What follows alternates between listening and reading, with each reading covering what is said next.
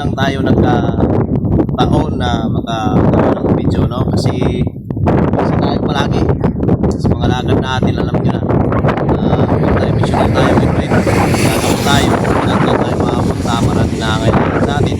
So kailangan din natin yung impanan kasi yung obligasyon natin ng tungkol sa part ko na bilang feed healer, no? Then maliban dyan, tayo naghahanap ng mga gamit, ng mga gamit. So pasensya na kayo mga tol, wala pa akong masyado na i-vlog o na live or na post ng mga bagong gamit ko ngayon mula nung wala pang mahal na araw kasi busy talaga. So for today's live mga tol, may papakita ko sa inyo dito sa isang puno na akasya na kinapitan ng paliti mga tol. So binigyan tayo ng kalikasan, binigyan tayo ng buga sa paliti mismo at isang napakalaking biyaya mga tol kasi ito yung nakita natin. Buhok mga tol na centipede, buhok ng mga incantation, mga kapatid natin, mga incantation, mga balahan. Ito yung binigay sa atin yan, nila mga tol. Ito natin to nakuha ngayon lang talaga tol. So sa pagkuha, sa pagputol ko tol, hindi ko na i-video, naisipan ko na lang para may makita sa inyo. Ngayon lang ito makakuha ng mga tol. Dito natin yan nakuha tol, ito tol. Ito yung pinakuha na natin tol. Ngayon lang, may ano pa siya, may katas pa siya. So kakaputo lang natin. Ang gamit nito mga tol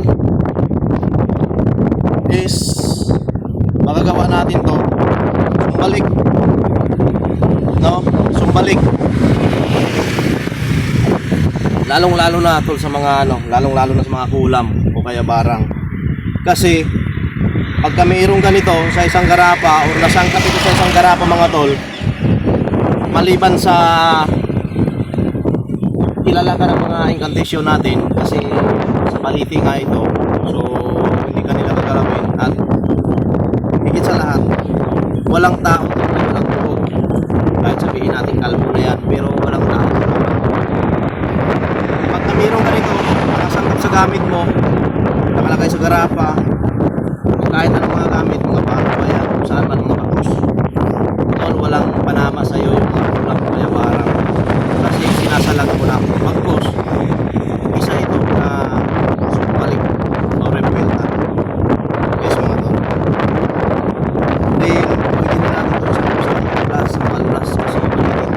So bago ko nga sinabi ko sa kanila na amin na ito dahil gamit sa mga testing sa mga lunas, gamit din natin. Panghihingi pa tayo, kuha pa tayo ng mga gamot, marami pa dito, marami pa tayo makukuha dito mga tol na para sa haplas at saka lunas.